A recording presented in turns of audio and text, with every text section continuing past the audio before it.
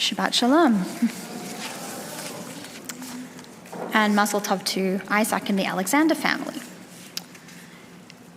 There is a midrash, a quite well-known one, which will teach us that the Israelite people were only redeemed on account of the merit of women. The rabbis maintain that this was because they strove mightily to maintain their families. They state that this was by physically giving birth to children amidst adversity and servitude, and despite Pharaoh's decree to kill all of the newborn males. These babies were subsequently miraculously protected by the hand of God, being swallowed by the fields so that they were hidden from the Egyptians.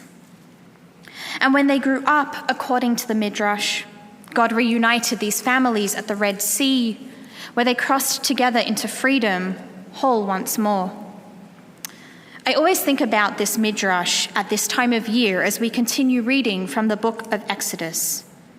This Shabbat, as Isaac taught us, it is Parashat Bo, in which we read the last of the last 3 of the 10 plagues, and Pharaoh finally relents to let the Israelites go.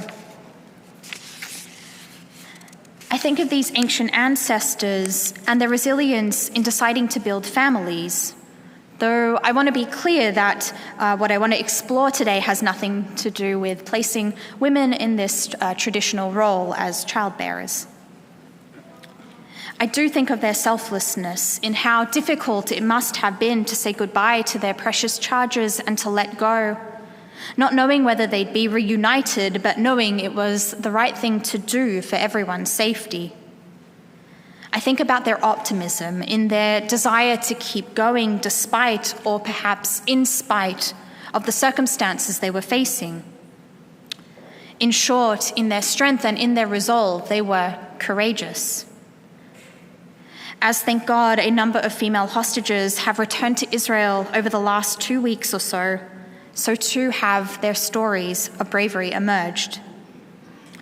Yes, I admit that of course I have thought of their mothers, with the images of them anxiously awaiting their daughters as they crossed back into safety, back from the Meitzarim, the narrow places like Mitzrayim, Egypt, back from the wilderness and back from hell, and finally hugging them after nearly 500 days, being what totally broke me as Emily, Romy, and Daron were first released to their mothers.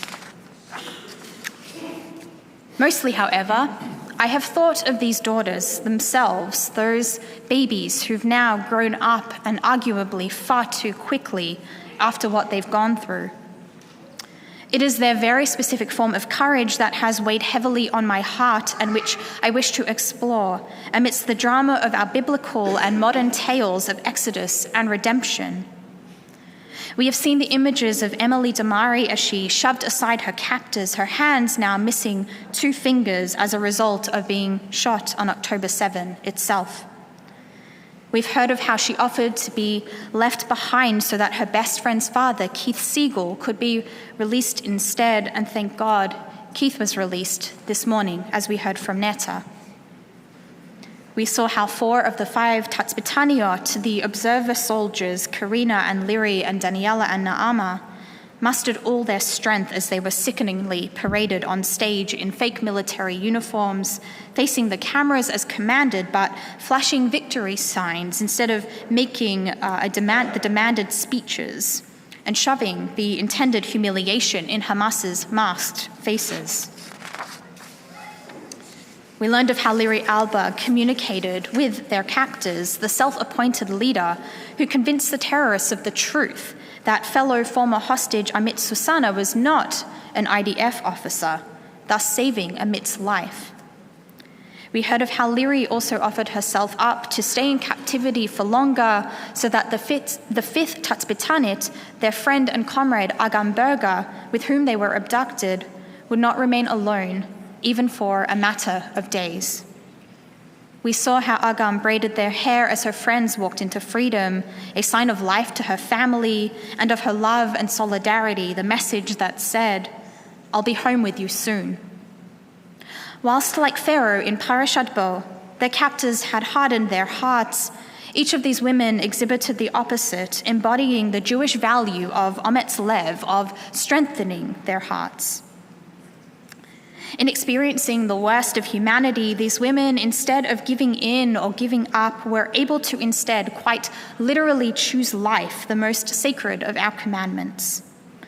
They were able to turn inwards and proclaim, Am Yisrael Chai, we, as part of the people of Israel, will survive. God willing, with healing and rehabilitation and love, they will not just survive, but thrive. Maybe it was only a natural reaction then that when she finally boarded the plane back to Israel, Liri flashed a heart shape out the window of the plane. The Hasidic master, Rabbi Nachman of Bratslav, is famously quoted as saying, Kol ha'olam kulo gesher tsar me'od, v'ha'ikar lo lefached klal. The whole world is a very narrow bridge, and the main thing is not to fear at all. But as Rabbi Mark Margolius notes, Rabbi Nachman's actual teaching is far subtler and perhaps closer to reality. Rather than use the Hebrew word, bear with me for a moment, lefached, to be afraid, he uses the reflexive lehitpached, to cause oneself to be afraid, to become afraid. For Rabbi Nachman, courage is not about denying or repressing fear. It is an unavoidable, perhaps inevitable and necessary part of the human condition. Courage involves moving forward despite our fear. It is acting as our ancestors did and as our modern-day heroic hostages did, in ways that acknowledge but are not determined by fear. Put differently, we understand that courage is not about the absence of fear, and there was plenty of it. We learned of how Naama Levi was confined in the tunnels for several months in the dark, and when finally reunited with her unit mates, had to be convinced that all of them were actually alive. We saw how frightened both Rami Gonen and Albel Yehud were as they were each handed over to the Red Cross, surrounded by hundreds of masked men holding guns, occasionally shooting them into the sky for effect. The crowd seething and swarming around them as they were shepherded roughly into the vehicles that would ultimately bring them back within Israel's borders after nearly 500 days. Their courage thus becomes not about a lack of fear, but about facing your circumstances with dignity, even and especially when it's challenging. Kol ha'olam kulo gesher tsar me'od. The main thing was not to deny the fear, but to know deep in their hearts that they could summon their inner strength and move from the narrow place towards the right and the just.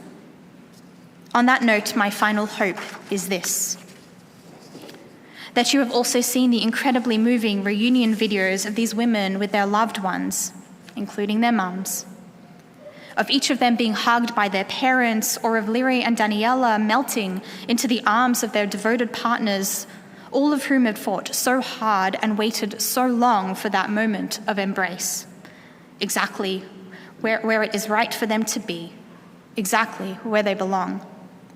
Halev Shalem, Liri's boyfriend Nir, wrote, their hearts were finally whole, finally complete, finally able to soften once more. Or perhaps most lovingly, movingly, of the soldiers, the Tatzpitaniot, decorating signs for Agam's hospital door, and their tearful relief and joy as the 5 of them were brought back together once more, intentionally placed in the same facility for rehabilitation and recovery. Her friends elected to stay longer in hospital so that she could join them on their own time and on their own terms. No more need for braids. I'm so unbelievably glad that they don't have to be brave anymore. Shabbat Shalom.